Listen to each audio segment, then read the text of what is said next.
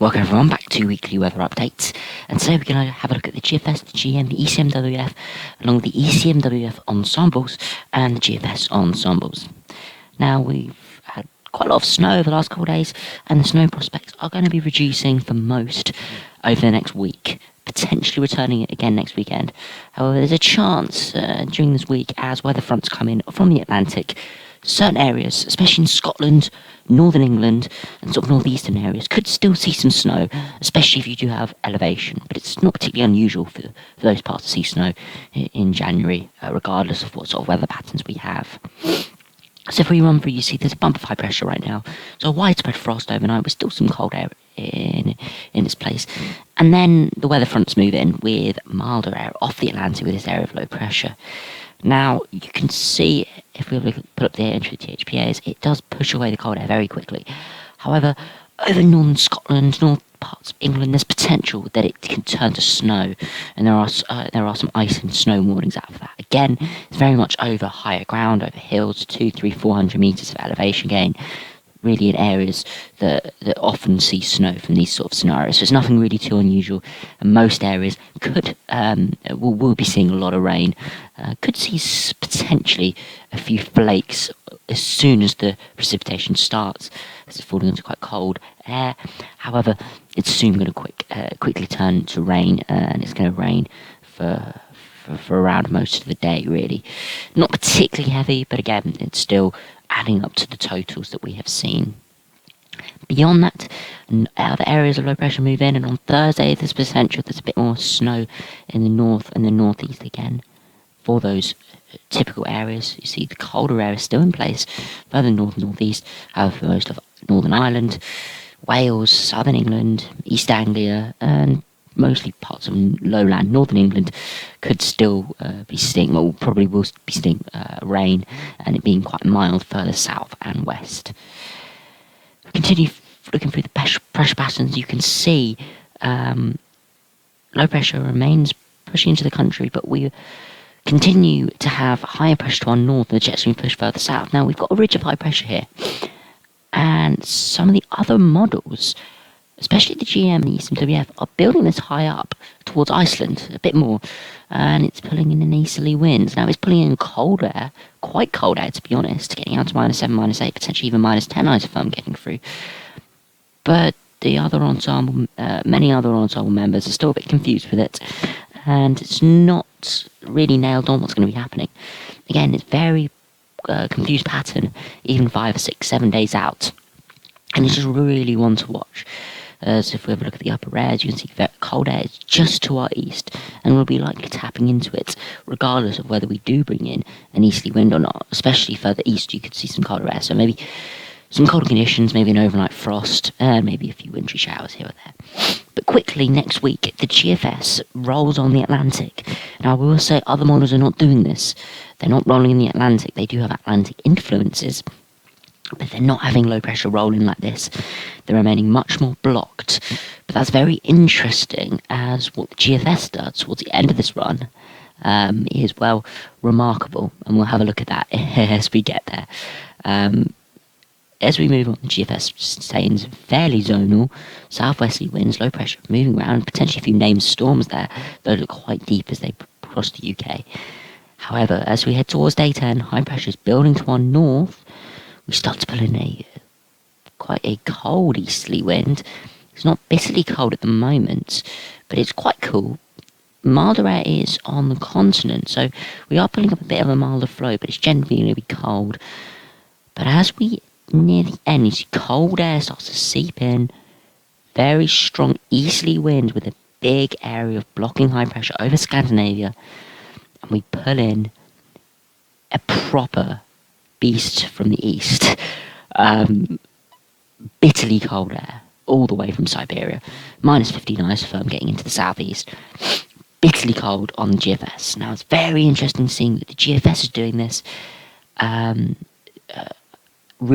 In the longer term, there's been hints on the longer range models that we could be seeing a beast from the east, but the GFS is keeping the Atlantic going until towards the end of the run. However, other models are showing the Atlantic being slowed and high pressure building in the shorter term to our north. So perhaps this sort of pattern could be much sooner than the GFS is showing. Again, it's very difficult to see what's going to happen and how deep cold could be. We could just be pulling in a slack easily, but it is looking like we could be seeing some colder conditions returning for the first week of February. And we'll show you that on the next ensemble members. But it's very, very interesting. Probably one of the coldest runs we've had this winter so far, with a proper beast from the east, and with that high pressure retrogressing up towards Greenland. I'm sure this area of low pressure will be plunging further southwards, back into Scandinavia, and be reinforcing the cold, and we'd be pulling in bitterly cold air, and we'd have a good long week cold spell with temperatures, especially further south and east, considering it's early February, not early March like the beast from the east was. So it was early February, we could be seeing substantial amounts of ice days, widespread ice days, with temperatures not getting above freezing in most spots, and widespread snowfall. But again, it's very far out, and there's only hints of that at this stage, nothing concrete. Now have a look at the GM run. If we have a look at the GM run, very similar to the GFS, so I'll run through it. Very similar in the short term, but I'll run through it much more quickly. Sorry. As you can see, as we reach next weekend, we have that area of high pressure to our north. We're pulling in sort of a northerly, easterly wind, blocking the weather fronts out and bringing quite cold air in for the whole of the UK, not just skirting the east coast. So very different to the GFS, even though it's just a subtle change in the area of high pressure. Beyond that, the weather front struggled to get in off the Atlantic, and that could provide a snow event. As you can see, colder air is hanging on further north and east. So a widespread snow event, potentially next Monday on the GM run, that is, just the GM run, next Monday for Midlands northwards, and potentially East Anglia, and maybe even parts of the southeast, if that cold air hangs on long enough. Beyond that, the low pressure, again, still struggles to make inroads, and the area of high pressure to our north remains strong, and we start to pull in quite cold air, basically cold air to the north, further south mild air is trying to push in. But we're already starting to build up this sort of Scandinavian high. It's weak, but we're starting to build it up, and it is strengthening, and by day 10, we're pulling in quite a brisk easterly wind with quite cold air tapping into that. So that's why I say very interesting to see that GM is sort of building the Scandinavian high with quite cold air by day 10. Now, it's not a proper bitterly cold beast from the east like the GFS was showing, but it's showing it in about 5 days earlier. So considering both models are going for an easterly wind and a Scandinavian high towards their longer range, very interesting to see that showing up on both models. Perhaps that's why I say first week of Feb is our nearest point of significant interest for widespread cold weather. As I showed you in the GFS run, there are chances for snow from now until in the next week to 10 days, but nothing hugely widespread at the moment, just really prospects. But a beast from the east or an easterly wind like this would bring widespread snow and cold conditions. So anywhere could be seeing some snowfall, not just localised areas that do get lucky really with the temperatures and precipitation. If we have a look at the ECMWF, you can see very similar pattern again. And as we head towards Thursday, you see a bit of a blocking area of high pressure there, holding out the weather fronts, potentially holding colder air. Further north, you see that's why there's potential for a brief snow event into Thursday for Scotland. Low pressure sinks through, and then the high pressure builds, just like the GM, putting in quite a brisk easterly wind with quite cold air within that. As we head towards 144 hours, low pressure tries to come in from the Atlantic, and as we end the run, low pressure's over the top of the country. It's not particularly mild, but not particularly cold either, and high pressure is starting to ridge up towards Iceland. Now, it's quite an unspecified image here, really. It's not really showing either Atlantic influences or big blocking, so ECMWF could go either way. However, I suspect, having a look, just generally looking at this, it doesn't look like the Atlantic's really powering up at all, and I suspect this would probably go colder if we could run it on another day or two with a little bit more blocking. So yeah, all three ensemble members are not looking wild, wet Atlantic in the longer term, and 2 out of 3 of them are going very cold indeed in their longer range. And ECMWF is, well, showing some colder spells potentially within that, but is still remaining fairly cool. So again, hints that the first week of Feb could be very interesting. But again, it's still hints, could still break down, models could still reverse, but we've got a lot of things going in our favour, especially in the stratosphere, and some climate drivers, definitely looking more towards blocking, and how the winter's been so far. I wouldn't call out if there were. I wouldn't doubt if there was any blocking really coming, because we've had a lot of it this winter, probably more this winter than we've had in the last 3 or 4 combined. Well, apart from these, you could already say in 2018. But anyway, I'll move on. So we can now have a look at the ECMWF ensembles. Now, this, unfortunately, is a midnight run from this morning, so I haven't currently got 12 o'clock run. It takes a few hours to update, so it's not going to update for another couple of hours. But it just shows you what these scenarios are on all the ensembles. It shows you where the control and operational goes to day 10, and then it shows you all the other ensemble members. And then it shows you NAO plus, NAO minus, and a Scandinavian high, and a North Atlantic ridge. So we're looking really for cold weather. We're looking for NAO minus. Doesn't guarantee cold, but it's one good trend for cold, so we're looking for the greens. Scandinavian high would be the reds, which could bring beast from the east, and then generally colder conditions with sort of northerly winds, amplified jet stream is the sort of pink colour. So all of these are looking green and blue, and that's generally what we're going to be seeing. We're going to be seeing some blocking to our north, but the Atlantic's still rattling on through, so it's still going to be cold in the north, but wetter and settled in the south. As we move through, the real interest comes really as if we head to the 1st of February. Now, that's next weekend, starting the next week, and you see low pressure to our east on the most favoured run. Low pressure to our east on the most favoured run, with high pressure to our north, potentially pulling an easterly flow, but the Atlantic's coming back in. On another 23.5% are going for Atlantic driven, but then a bit of blocking to our north. 21% are going for higher pressure, and then low pressure to our east, potentially pulling in northeasterly winds. Light, not extensive blocking, but again, still could provide some colder and snowy conditions. And then 21% going for blocking and low pressure. So they're all showing roughly the same pattern, all subtly different. And for example, these 12 here would be providing southwesterly winds, quite mild. However, just with this little ridge of blocking, it could provide colder airs for the east, so that could provide a temporary sort of snow event, or a one where the weather fronts push up against the cold conditions. So even though these don't look like classic cold conditions or classic snowy conditions for the 1st of Feb, there still could be some potential in there. And it's interesting seeing them all showing blocking to our north. And you see that blocking starts to build again on mostly on ensemble members towards Scandinavia, and will stop on the 6th. At midnight, you can see 23% and 23.5% are going for a Scandinavian high, pulling in east or northeasterly winds. 21.6% again for an NAO minus, pulling in sort of northerly winds or northwesterly winds.